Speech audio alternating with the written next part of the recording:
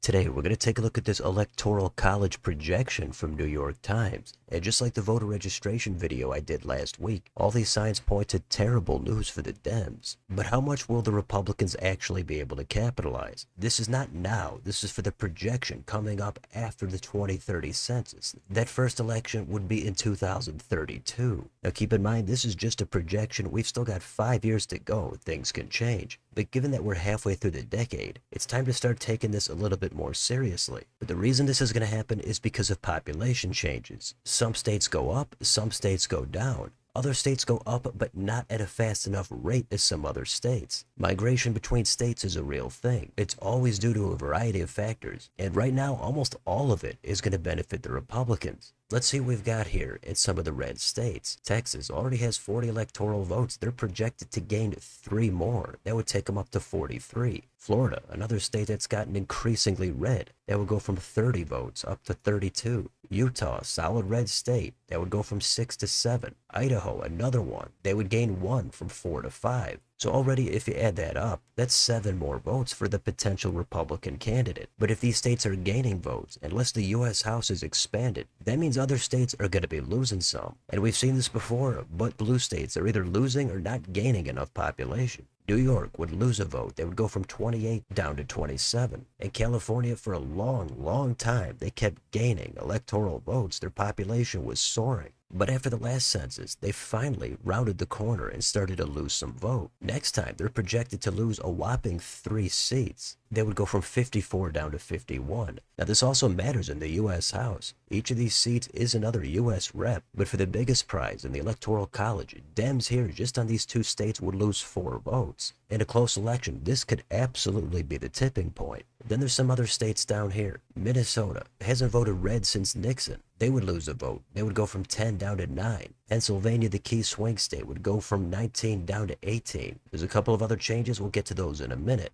But this says, across all possible scenarios, in the 9 states that would be considered battlegrounds in the 2032 election, Democrats would see about a third of their current winning electoral college combinations disappear if population projections hold. And of Democrats' 25 most plausible paths to victory in 24, only 5 of them would remain. You do the math, that's an 80% reduction. So then they've got a nice simulation tool right here. You can toggle how all the states would vote, and it would compare 2024 to 2032 with those electoral projections. And if you click right here, you can show a 2024 Democratic win that goes away in 2032. So of these 9 swing states, they do add in Minnesota and New Hampshire. Here Republicans pick up Wisconsin, Minnesota, New Hampshire, Michigan, and Nevada. Dems win it in Pennsylvania, Georgia, North Carolina, and Arizona. In 2024, the Dems would have won that 274 to 260. But with those new projections in 2032, Republicans would actually come out on top. That'd be 270 to 268. You could do this again and again. If you swap Michigan for Pennsylvania, it's another scenario the Dems would win, but in 32, Republicans would get the White House. So this is brutal news for the Dems. They used to be able to count on holding that blue wall, and that's enough to get them over the top. But if this holds, that all goes away. Now, other states are obviously in play. Those are some states that have gotten less red and become purple. So Dems have some targets there. But even if they improve in the Sun Belt, they still have to be able to put up a W in some other states. Underneath here, this paragraph is pretty telling. It says the Democratic Party already faces acute challenges after its disastrous losses in 24, including fundraising woes, an electorate that slid decidedly to the right, a vacuum of leadership, and a sharp decline in voter registrations. It really does seem like everything is going wrong for the Dems. However, as I always say, there's no guarantee what's going to happen next. It could look bleak right now for the Dems, but on the next election, they might have a blue wave. They could have a ton of success. But if you're other Republicans here, you're definitely going to be popping champagne over this. And when you combine that with Trump's push to redraw some congressional maps, that's another roadblock in the way of Dems having any victories. The reasons behind all these shifts toward the right and the woes for the Dems, that's a whole different issue. Whatever it is, the generic answer is Dems are just really in disarray and not really in touch with most voters. So here's a full table of the changes in electoral votes. We've also got Rhode Island, another solid blue state. They would lose a vote, going from 4 down to 3. There's really nothing here going in the other direction. The best the Dems can hope for based on this data is to be able to win Arizona and Georgia.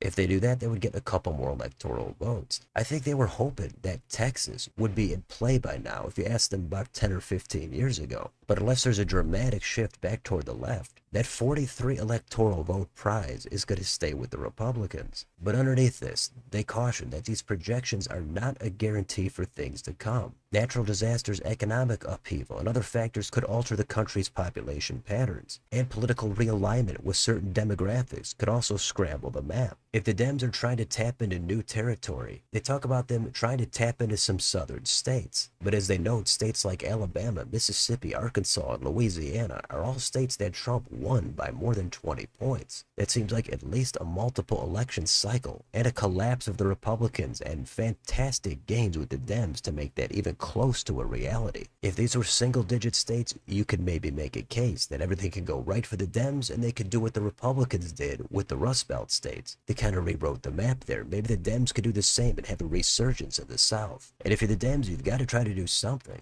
Even though they didn't get blown out in the last presidential election, and they're banking on having a solid midterm next year, long term, it does look like you'd rather be the Republicans here. Here they've got another tool that lets you see all 9 of these swing states, what the electoral vote margin would be in 24 again compared to 2032. All of these would give the Dems a win in 24, but they'd all at least be a tie in 32. You can also click right here and see all 66 scenarios, but it's pretty much the same story. Dems not going to be feeling good about any of these projections. Then they do go on to talk about DNC Chair Ken Martin and the race for governor in Mississippi last time. That was kind of a close race. It was only 3-point loss for Brandon Presley, the Democrat. I think they probably should have gotten more behind Presley, even though he is a conservative Democrat. Maybe he doesn't have the standard views on abortion as the National Party. But if you want to win in some other states, just like the Republicans in blue states, on an issue like abortion, they've got to come out as extremely moderate. Same thing with the Dems in some of these solid red states in the South. So there's all kinds of issues here with fundraising and the strength of the state parties. But that next census is looking to be a consequential one, and almost all of it looks like it's going to favor the Republicans. Now let's finish it up here and take a closer look at that electoral map. This is what the projection for the 2032 Electoral College. So you can see here we've got California down to 51, Texas is up to 43, and so on. And I've got the 7 swing states as toss-ups. But already Republicans are at 238, Dems 218. Now, something could always change in a state like Minnesota. Republicans might point to New Jersey. I think that's off the table for the time being. So we're going to just keep it to these 7. But again, we could go ahead and give the Democrats the 3 blue wall states. And then we're going to assume Republicans are able to hold North Carolina and Georgia. And already it's over. The Republican has won. You could even go ahead and give Nevada to the Dems. Republicans are at 271.